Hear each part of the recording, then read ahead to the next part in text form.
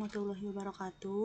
Nama saya Dela Fitriani. Di sini saya akan menjelaskan tentang Pancasila di tengah isu dan tantangan pada era digital. Pancasila di tengah isu dan tantangan pada era digital. Di sini saya akan menjelaskan yang pertama, poin pertama, pengertian isu, tantangan, dan digitalisasi. Yang kedua ada Pancasila di tengah isu globalisasi, keterbukaan, modernisasi, dan kemajuan teknologi informasi. Yang ketiga, pengaruh era digitalisasi terhadap eksistensi Pancasila. Yang keempat, tantangan Pancasila di tengah berbagai isu dan era digitalisasi dunia. Pengertian isu, tantangan, dan digitalisasi.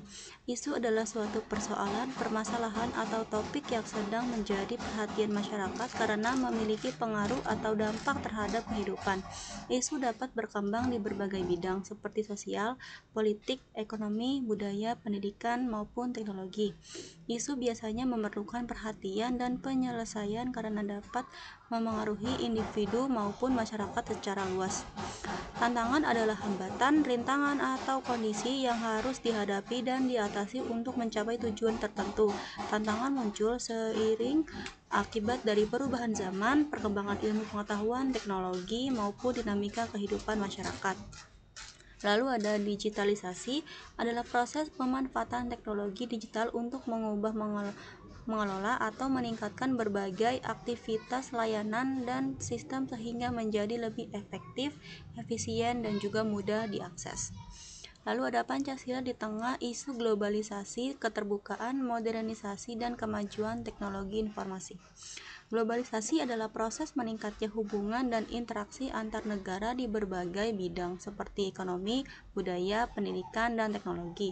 Keterbukaan adalah kondisi ketika masyarakat bebas memperoleh dan menyampaikan informasi serta berpartisipasi dalam kehidupan sosial. Modernisasi adalah perubahan dari cara hidup tradisional menuju kehidupan yang lebih maju melalui ilmu pengetahuan dan teknologi. Kemajuan teknologi informasi adalah perkembangan teknologi yang mempermudah komunikasi, pengolahan data, dan penyebaran informasi secara cepat. Dampak positifnya adalah mempermudah komunikasi dan akses informasi, meningkatkan kualitas pendidikan dan ekonomi digital, mendorong inovasi dan kerja sama global. Dampak negatifnya adalah lunturnya nilai budaya dan nasionalisme, penyebaran hoaks atau ujaran kebencian, kejahatan siber, dan penyalahgunaan teknologi. Lalu meningkatnya gaya hidup konsumtif dan individualisme. Pengaruh era digitalisasi terhadap eksistensi Pancasila. Era digitalisasi membawa dampak positif dan negatif terhadap eksistensi Pancasila. Di satu sisi, teknologi mempermudah penyebaran nilai-nilai Pancasila melalui pendidikan, media sosial, dan komunikasi yang lebih luas. Di sisi lain, penyebaran hoaks, ujaran kebencian, intoleransi, dan lunturnya etika digital dapat mengikis pengalaman nilai-nilai Pancasila. Oleh karena itu, masyarakat perlu memiliki literasi digital, berpikir kritis, dan menerapkan nilai-nilai Pancasila dalam setiap aktivitas di ruang digital agar tetap relevan di era modern.